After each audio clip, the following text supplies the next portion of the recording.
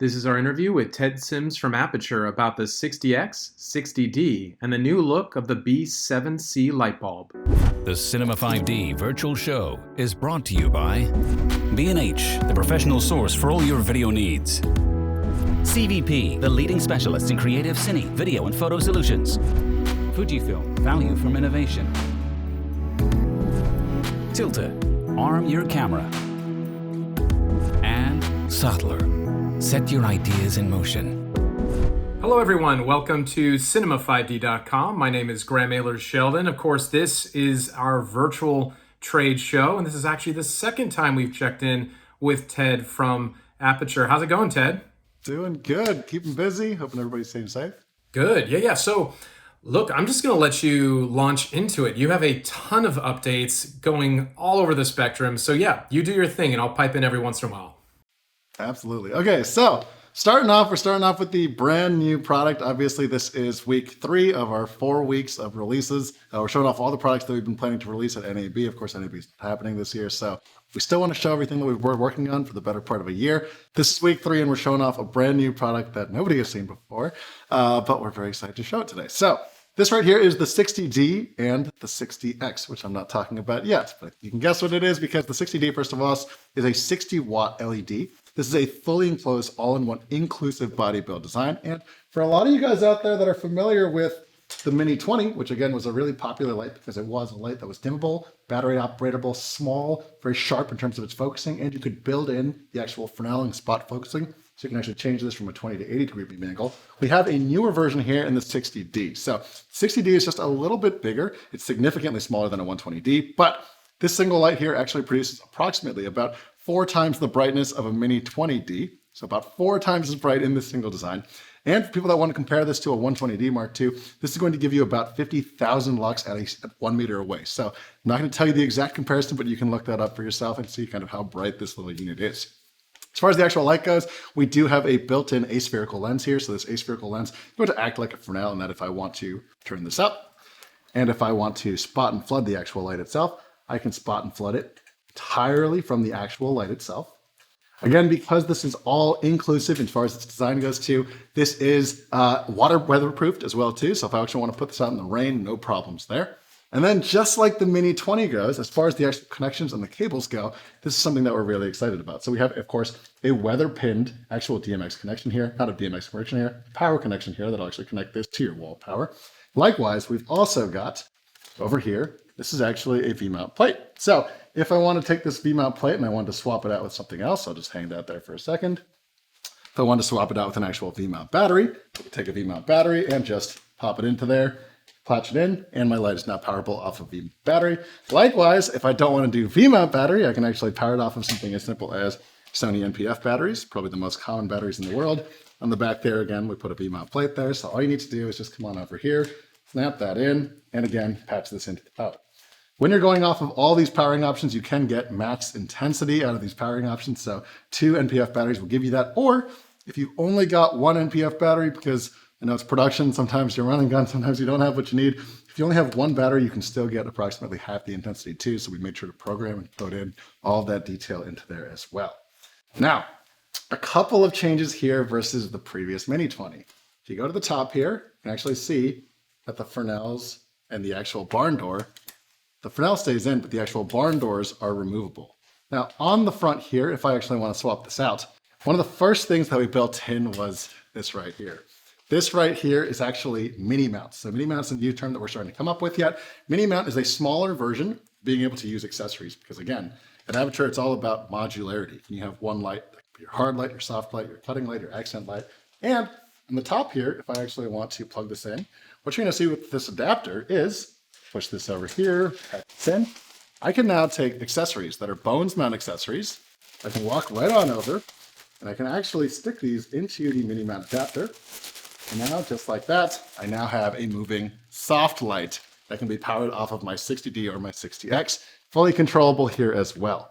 Likewise, for a lot of you guys out there that want extremely pinpoint, precise lighting as well on top of that, or for a lot of you guys out there that are familiar with using a lot of the Lico design stuff, on the future, and in the future, you're actually going to see accessory mapped out. In the future, on the front here as well too, we do have the Spotlight mini zoom that is coming out as well too. So for a lot of you guys out there that are familiar with traditional Eleiko fixtures or ellipsoidals and stuff like that, we do have an ellipsoidal mount that's going to snap onto here. It's a zoomable mount too, so you will be able to get pinpoint kind of tack sharp lighting to be able to produce from this mini fixture as well. But other than that, the main thing to talk about, I think, is the actual insides and how the electronics work. When you actually go into the lighting system, of course, on the back here, you can see your spot and your flood. You can actually see your intensity over here, and your color temperature will be able to change if, of course, you have a 60X as opposed to a 60D. On the top here, you can change your dimming curves. So if I want to change things like, say I want exponential, or I want linear, or I want logarithmic, I can change kind of the speed at which my light will dim up and down, whether it goes straight up 1% at a time, or whether it decides to go at different intensities. You can see the light is actually changing because if I pull this over here, this is actually also one of our lights that is fully compatible with Sidus Link. So this single light right here, if I actually want to go in, I can change my intensity, which I'm doing from right here. I can change all my dimming curves, different intensities built in, and I can even do effects on the 60D and 60X. So when I go over here, I can do things like, let's say, strobing. If I do strobing effect here, this light will automatically do this. I can chain this with other lights as well too to do them all together, doing the same effects at the same time. Change my frequency, my intensity, make it do pulsing or TV. All of this is not only possible via Sidus Link, which is a wireless Bluetooth mesh app control technology that I can use to link these, but if I want to, I can even just go straight into the light itself. And when I go into the actual light, I can also go through and change between my different effects here. So this can also be changed inside of the actual app itself. So I can go to something like, say, lightning, click on that. And now, just like that, I can be able to recreate different bits of the lightning. So all this is built into the actual fixture itself, fully enclosed with that built-in aspherical lens. This is not released yet. However, you will be able to go to your dealer pages and be able to sign up for a Notify Me page. As far as everything else about it, don't want to confirm too much about it yet, but you will be seeing this product coming out this summer, which we're really excited about. Likewise, you're going to see pricing and stuff like that coming out very soon as well, too. Again, we're Aputure. We're going to do the best we can to make this affordable while keeping it exciting. But that is about it for the 60D. Lastly, the thing to mention is the 60X, of course. The 60X is a bicolor version of the 60D. You're basically trading the flexibility of bicolor, being able to change your Kelvin, tungsten to daylight, for a little bit of that intensity swap out there. So whichever one you want, both these fixtures will be available soon. It's upcoming summer. Very cool. I mean, it looks like a great solution, especially for the run and gun folks out there. Quick question though, gold mount? Question mark. Any plans for gold mount in the future? I'm stuck in the gold mount ecosystem. Absolutely. So for a lot of people out there that are using gold mount, basically as far as the actual side mount goes, you will not be able to use the side mount. However, all the actual connections that we're building into there as well too, if you want to use gold mount, you'll actually just be able to hang that onto your stand itself and be able to power it off that system as well. So still powerable, still available. You can still use the same connection here. So this goes in to your gold mount battery, patches directly into your light, of course, with this weatherproof connection. But everything works in the same ecosystem. And again, there are multiple ways to power this. So try to make it flexible for you guys.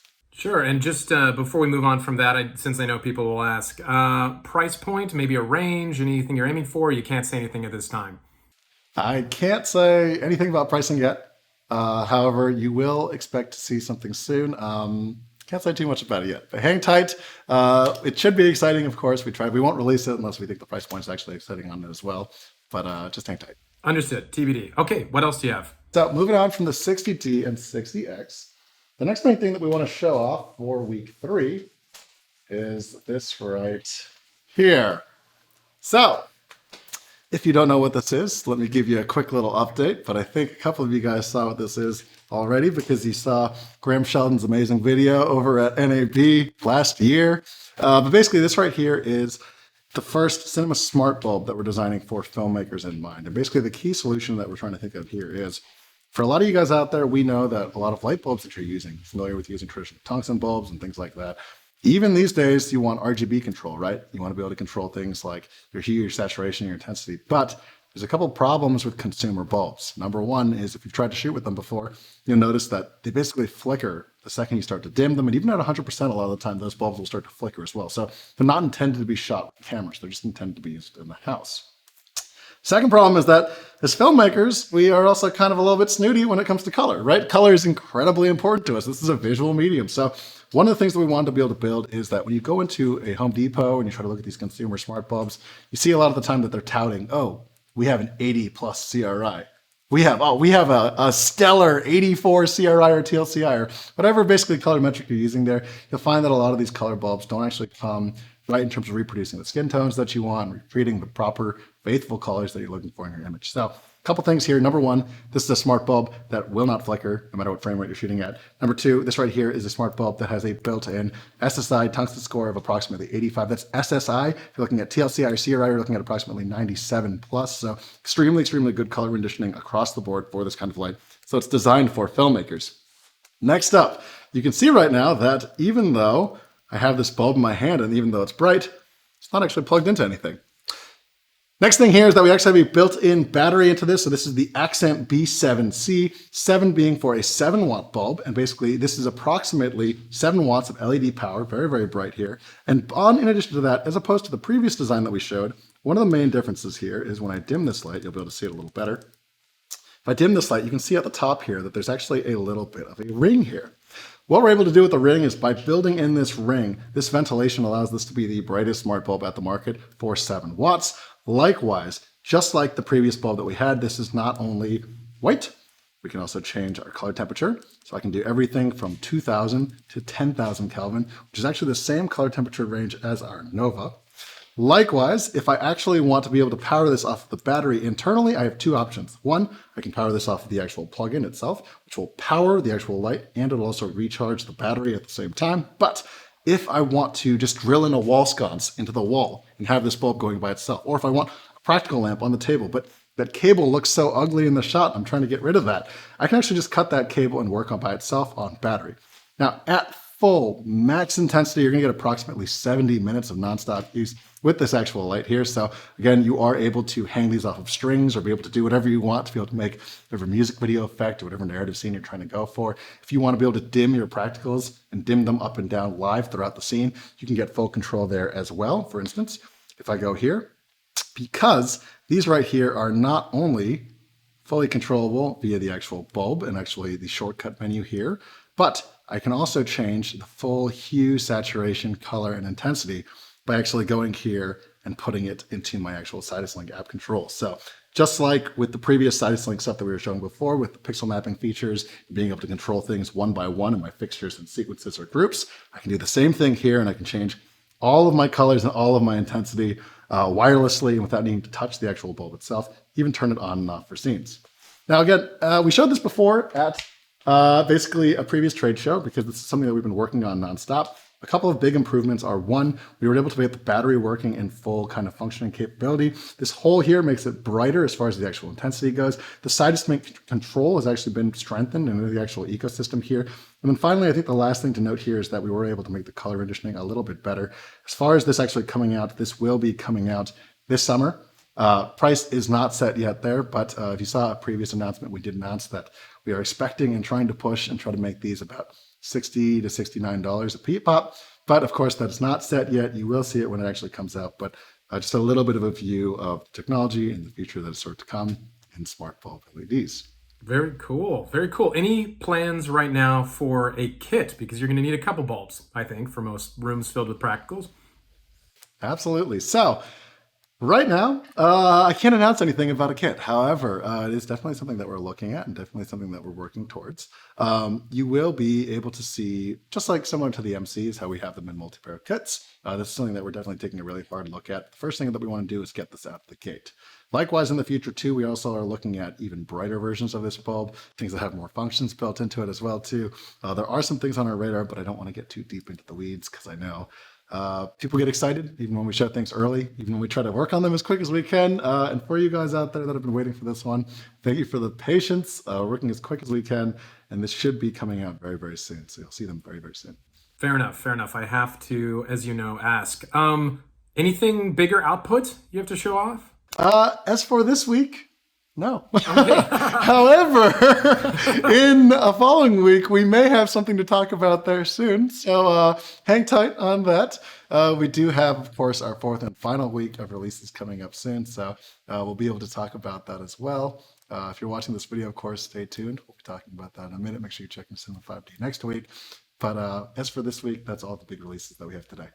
That's okay. And that, folks, is what we call a tease. So thank you very much, Ted. I appreciate your time as always. Thanks so much. Appreciate it, guys. Okay, everybody, stay tuned to cinema5d.com for more gear updates and sounds like more stuff from Aputure in the coming weeks as well. Have a good one, everyone. Stay safe, stay healthy. We'll be back soon.